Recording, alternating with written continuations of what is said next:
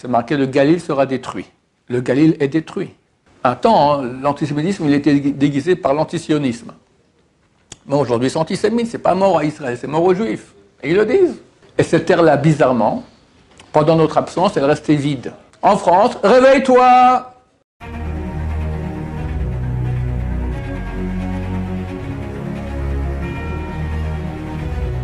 Ce show dédié pour la réussite scolaire de Ruben Ben Dan, pour qu'il reste dans la voie de la Torah, des mitzvot, pour qu'Hachem donne les moyens à ses parents de l'enseigner la Torah, les mitzvot, les sciences, pour qu'Hachem l'aide à gagner en maturité, Be'ezrat Hachem. On me demande de parler d'actualité en France, politique.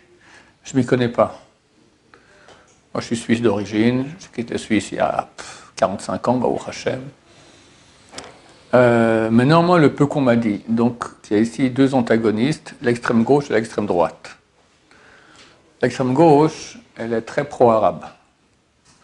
L'extrême droite, on m'a dit qu'ils étaient plus pro-Israël. Donc a priori, il faut voter pour ceux qui sont plus pro-Israël. Maintenant, on m'a dit que Mélenchon, il a dit que si jamais l'extrême droite passe, alors il met la France à feu et à sang. Bon, c'est un programme politique sympathique. C'est rare quand même que des gens politiques annoncent comme ça la couleur. Alors les gens posent la question, faut-il quitter la France? Il faut toujours quitter la France, depuis toujours, c'est bien de venir en Israël. Mais de façon intelligente, est-ce qu'on prend les valises comme ça en laissant tout là-bas sur place? Aujourd'hui, la chose essentielle qu'il faut faire, c'est se rapprocher de Dieu. Nous sommes très très proches de la fin.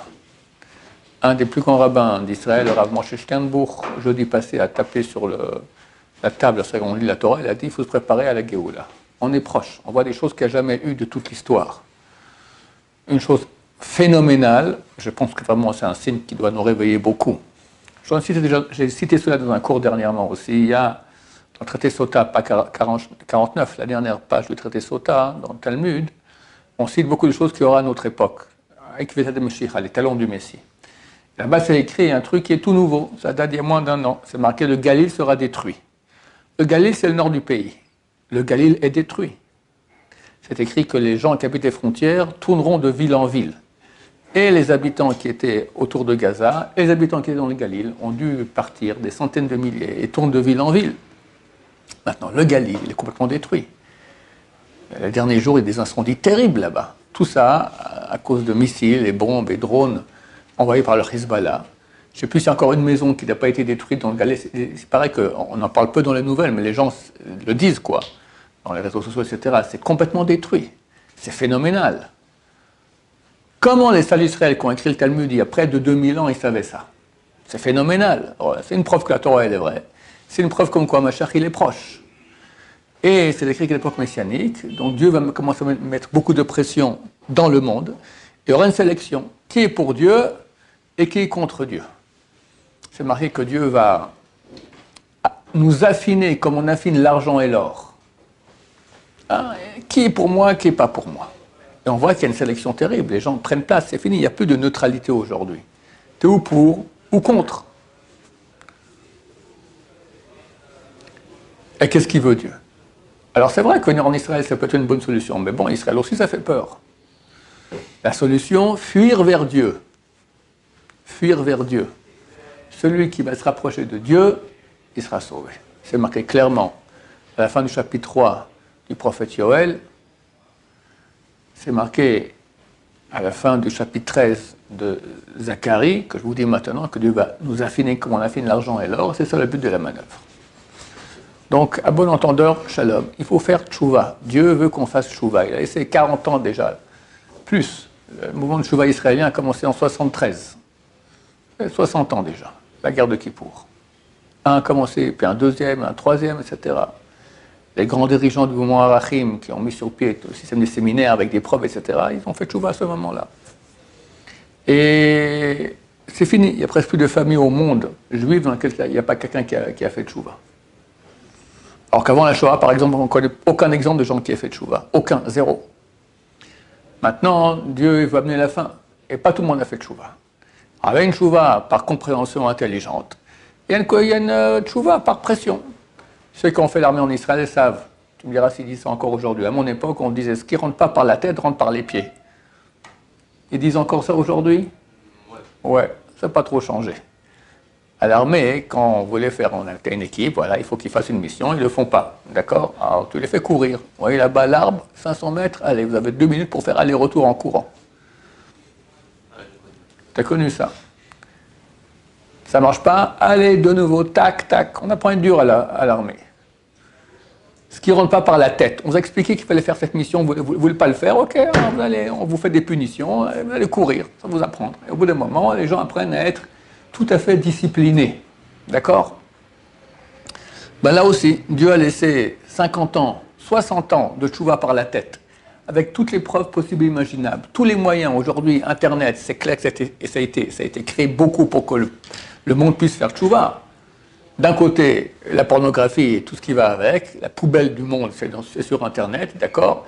Mais d'un côté aussi, il y a des centaines de milliers, des millions de gens qui font tchouva grâce aux cours qu'il y a sur Internet, dans toutes les langues. Dans toutes les langues, c'est phénoménal. C'est phénoménal. Donc il y a tous les moyens de faire tchouva. Mais il y en a qui ne bougent pas. Et Dieu veut amener la fin. Et c'est marqué que le Mashiach peut venir que par la tchouva. Alors, s'il n'y a pas une tchouva de gré, il y a une tchouva de force, comme écrit le Talmud, page traité Sanhédrin, page 97. Si on fait tchouva, Mashiach vient. Si on ne fait pas tchouva, Dieu va mettre un roi dont les décrets sont durs comme ceux de Haman.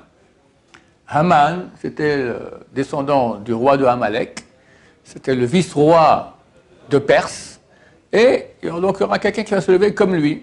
D'ailleurs, si aujourd'hui on a un ennemi, c'est bien la Perse, c'est bien l'Iran, d'accord? Hezbollah au Liban et Hamas à Gaza sont des mains longues des plateformes iraniennes. La tête, on dit que tout le 7 octobre, ça a été calculé, programmé par l'Iran. Donc voilà.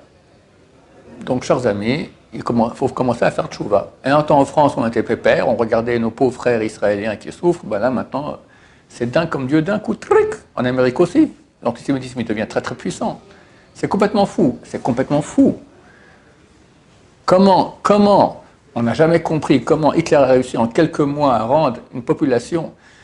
L'Allemagne était considérée comme la population la plus éduquée, la culture, la Deutsche Kultur, la culture la plus de qualité d'Europe. Et ils ont fait ça. Ils ont fait ça.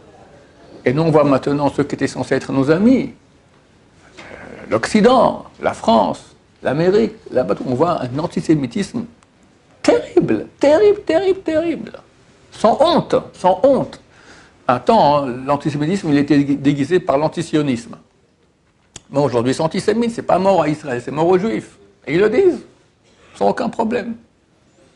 Donc nous, ça doit nous réveiller. C'est Dieu qui gère tout. Alors Dieu, d'un côté, les laisse, parce qu'il veut que le mal puisse s'exprimer dans toute sa puissance mauvaise pour qu'il puisse le punir. Là, maintenant, c'est bientôt la fin, ils vont se faire ratatiner. Mais c'est vrai qu'Hachem amène, quand il fait une chose, il le fait pour plusieurs raisons. La raison aussi, peut-être principale que Dieu veut, c'est réveiller nos frères qui sont encore endormis. Réveillez-vous, réveillez-vous, réveillons-nous.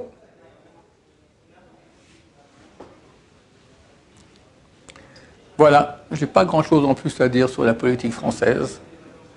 J'espère que ce sera très bientôt. Voilà, nous pensons que c'est très très bientôt. Ça peut arriver à chaque seconde. C'est pas encore cette année juive, c'est-à-dire on est 3 mois à venir. On peut se tromper parce qu'on se trompe toujours, mais il ne faut pas être aveugle. Il y a même des non-juifs qui m'ont écrit « Nous sentons que nous nous rapprochons du jugement dernier ». Des non-juifs. Donc on fait une réalité, comme j'ai dit, c'est pas juste un qui dit que le Galil sera détruit. Il parle d'une réalité qui date il n'y a même pas un an. Comment il savait ça? Et c'est juste avant que Mashiach vienne. Donc il est en train d'arriver. Et là-bas, il y a tout. Il y aura l'inflation, il y aura la chutzpah, l'insolence des gens, les problèmes de Shalom Bayit, le royaume, la direction du peuple juif qui sera devenue non religieuse, toutes ces choses. Il y a beaucoup d'autres. Tout s'est réalisé. Il n'y a aucun des éléments qui sont écrits là-bas dans cette page du Talmud qui n'a pas été réalisé. Donc on y est. Oui. Comment c'est écrit pour ce qui va se passer avant Mashiach? Où c'est écrit ce qui va se passer avant Mashiach? Tu as plein de sources. Tu as des sources dans la Bible, tu as des sources dans le Talmud, tu as des sources dans le Midrash, tu as des sources dans le Zohar. Voilà. En tout cas, la plus grande source, c'est celle que je cite toujours, qui est une preuve aussi extraordinaire de véracité de la Torah, c'est Yechezkel, chapitre 36, qui dit que Dieu nous amènera en terre d'Israël. Il y a 2000 ans, il y a 3000 ans.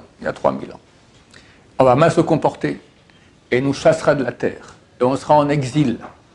Et les peuples vont dire, comment se fait-il que le peuple de Dieu, il souffre comme ça?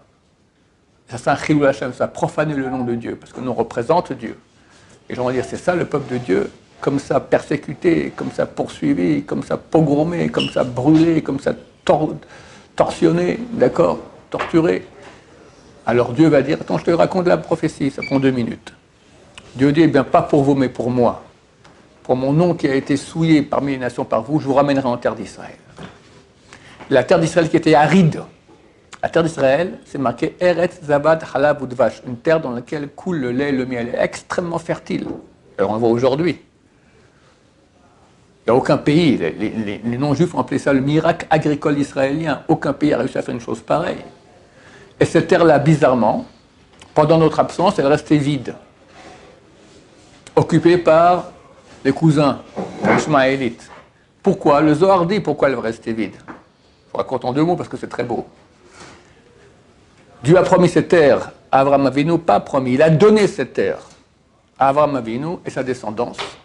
Et au même moment, il dit, et vous, en contrepartie, vous ferez la mitzvah de Brit Mila.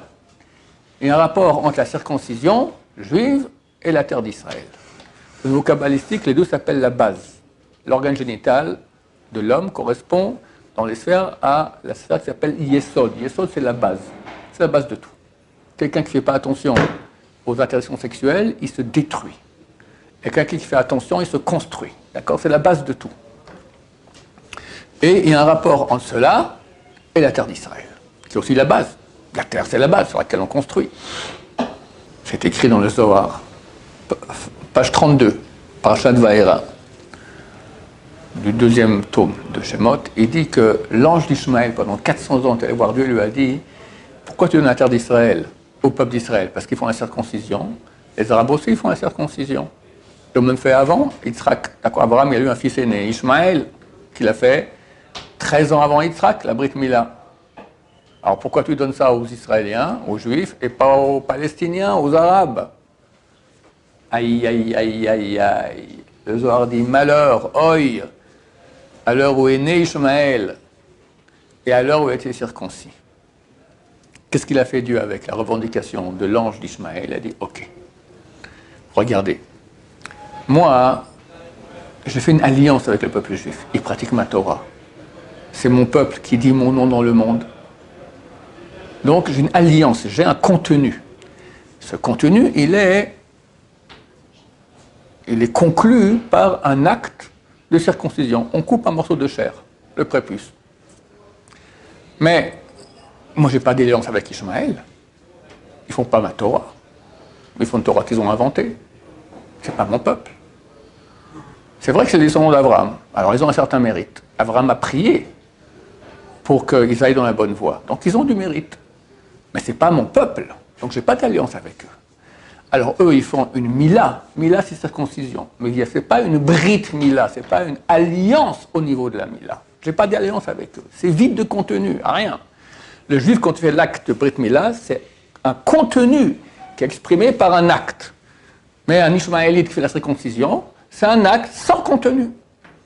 Mais ils font quand même l'acte, dit l'ange d'Ishmaël. Il dit, ok, alors je vous donne. Quand mon peuple va quitter la terre, chassé par ses mauvaises actions, en exil, vous et uniquement vous pourrez venir et avoir la maîtrise de la terre d'Israël. C'est un grand cadeau. Les croisés qui sont incirconcis ont essayé d'avoir un royaume ici en Israël. Ils n'ont pas réussi. Ils ont un petit royaume de Jérusalem qui n'a pas tenu longtemps. Ceux qui ont la maîtrise de la terre, ce sont tous des gens, des peuples qui étaient circoncis. De quel droit ils peuvent avoir l'endroit du temple et mettre leur mosquée là-bas? Il faut un mérite pour ça. Oui, la Brit Mila. Mais vu que cette Brit, sa circoncision, elle est vide de sens. Rien. Il n'y a pas de contenu. Alors la terre va rester vide de contenu, comme c'est le Zohar il y a 2000 ans. Vide. Cette terre qui est super fertile. Tu viens ici, désert. C'était un désert. Un grand écrivain américain, Mark Twain, qui est venu il y a plus d'un siècle et demi ici en Israël, il a dit c'est phénoménal à quel point c'est vide. Il n'y a que des cactus. Je ne sais pas où il y avait des cactus en Israël, comme ça il écrit, il y avait des cactus. D'accord? Désert, le désert. Revient le peuple d'Israël sur sa terre, elle donne ses fruits. Et le Talmud, traité Sanhedrin, page 88a, dit à Rabbi Abba, tu n'as pas de signe de la fin plus clair que celui-là, que ce verset qui vient du Yecheskel 36 que je suis en train de vous expliquer, que la terre va donner ses fruits de façon abondante, car mon peuple d'Israël est prêt de revenir. Le peuple d'Israël va revenir en terre d'Israël, la terre ne peut pas rester aride, elle donne ses fruits. Et les goïms ont appelé cela le miracle agricole israélien. Il y aura ça. Plus, vous allez multiplier sur la terre d'Israël. On était 600 000 juifs en terre d'Israël en 1948 lors de la création de l'État. On est 6 millions et plus, 7 millions, 8 millions, quelque chose comme ça. Phénoménal. Puis, les villes qui étaient détruites vont être rebâties. Il y a des villes qui n'existaient pas qu'il y a 2000 ans, elles ont été reconstruites. Elles sont là, Baruch Hashem. Et enfin, Dieu va nous asperger avec de l'eau purificatrice pour qu'on change notre cœur de pierre en cœur de chair et on commence à aller dans ses voies. Le mouvement de la tchouva, qui est phénoménal. Comme je l'ai dit auparavant, tu n'as pas de famille juive aujourd'hui où tu n'as pas quelqu'un qui a fait tchouva. C'est phénoménal. Et il n'y a jamais eu ça de l'histoire. Il n'y a jamais eu. La seule fois, c'était à l'époque Miglat Esther, où Aman a dit, j'ai tué tout le monde, ils ont tous fait tchouva. Bon, alors Dieu les a sauvés. Mais c'était une tchouva par menace. Tu n'as aucun aujourd'hui qui a fait tchouva par menace. Personne. Même le 7 octobre, ça a réveillé les gens à faire tchouva, mais pas par menace. Ils ne sont pas dit, si je ne fais pas tchouva, je vais me ramasser un Hamas sur la tête. Mais ça a réveillé à aimer Dieu, à connaître Dieu. Donc aujourd'hui, il y a un réveil que Dieu a amené phénoménal dans le monde. Donc quand on voit cette prophétie de Yecheskel 36, et on voit ce qui se passe, alors tu me poses la question, où est-ce que c'est marqué? Rien que ça, déjà, c'est suffisant. Rien que ça. Et il y a encore beaucoup plus, comme je te dis, regarde la dernière page du traité Sota, et il y a encore beaucoup de choses à dire. Oui. Et quelle chose va se passer qui ne s'est pas encore passée? Il y a quelque chose qui va se passer quand Mashiach vient. Et tant que ça n'a pas été fait, on n'est pas certain que c'est Mashiach. Construction du... Je ne te dis pas dans l'ordre, on ne connaît pas l'ordre. Construction du temple. Avant Mashiach? On ne sait pas quand Mashiach vient. Mais le Mashiach, il doit faire 4 choses. Donc j'imagine que c'est avant. Mashiach vient. Il dit, je suis Mashiach. Ok, mon cher ami, c'est beau, tu fais des miracles, tout ça. Mais qui nous dit que tu es Mashiach? On a une présomption que c'est lui, mais on n'est pas certain. Certain, il faut 4 choses. Pas dans l'ordre. Je ne connais pas l'ordre. Construction du temple de Jérusalem. La mosquée, zip. D'accord. Après, ou pas après, je ne sais pas, gagner les guerres de Gog ou Magog. Tous les peuples, et ça on n'aurait pas pu imaginer que les peuples viennent en guerre contre nous. Mais depuis quelques semaines, on le voit. Le Brésil, le Mexique, non mais ça ne va pas, on est en bonne relation normalement. Je ne comprends pas ton rapport, toi, avec Gaza. Contre nous, l'exposition militaire d'armement en France, interdiction même aux Juifs, non, aux Israéliens de rentrer là-bas.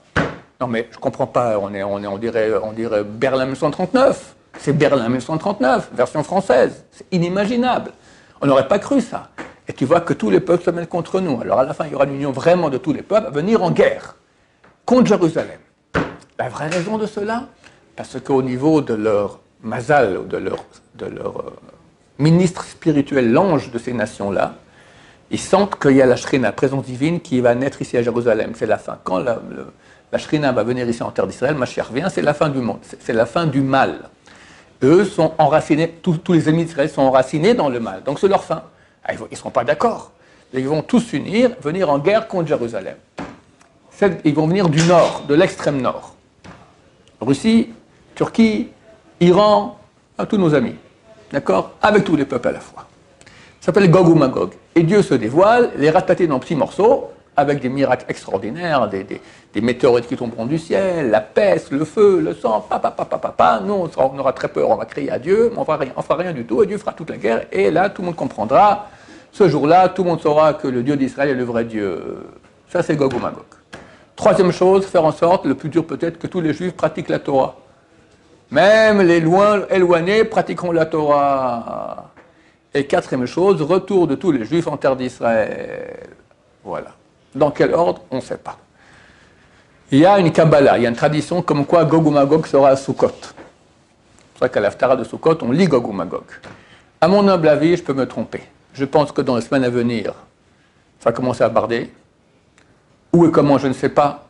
Comprenez qu'entre la Russie et l'Amérique, on est au bord d'une guerre. Si les Russes ont amené maintenant, je ne sais pas s'ils ont amené déjà les missiles ou que des sous-marins atomiques, d'accord, à Cuba. Pardon ? Des navires. Des navires, d'accord. La Russie, il y a 60 ans, il y avait une très grande crise. À l'époque de Kennedy, les Russes ont amené des missiles à Cuba. Cuba, c'est quelques centaines de kilomètres de la Floride. D'accord ? Des missiles russes pointés sur l'Amérique. Ça fait la Troisième Guerre mondiale. À la fin, ils sont partis et terminés. Là, ils sont revenus. Ils sont revenus. Il y a la semaine passée. D'accord ? Donc, ça peut être une guerre à n'importe quelle seconde. Ça peut être une guerre avec l'Iran. On est à 2 doigts d'une guerre avec l'Iran à chaque seconde aussi. La Chine peut décider, allez, on attaque maintenant Taïwan, à chaque seconde aussi. Kim Jong en Corée du Nord, il peut décider, allez, j'attaque la Corée du Sud. On est à 2 doigts que ça explose à plusieurs endroits du monde. À mon avis, ça va péter. Je peux me tromper complètement.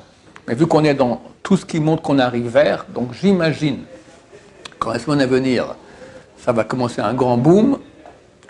Et ça sera la fin. Et à Sukkot, on aura Gog ou Magog. Et voilà, Bezrat Hashem. Et je peux me tromper. S'il n'y a rien qui se passe, ça sera plus tard. Mais qu'on est dans le move, que ça avance en ce sens, il n'y a aucun doute là-dessus. Ne serait-ce que la prophétie que le Galilée sera détruit, que c'est phénoménal de voir de nos yeux comment c'est fait. Et j'ai parlé avec quelqu'un hier qui m'a dit, qu'il a parlé avec un type de l'armée, il dit, on ne comprend pas. Comment on fait se faire comme ça ? On a une armée. On rentre en guerre, on les ratatine, on se laisse faire. Tout le nord du pays est détruit. On ne fait rien. Tu peux expliquer ça, toi ?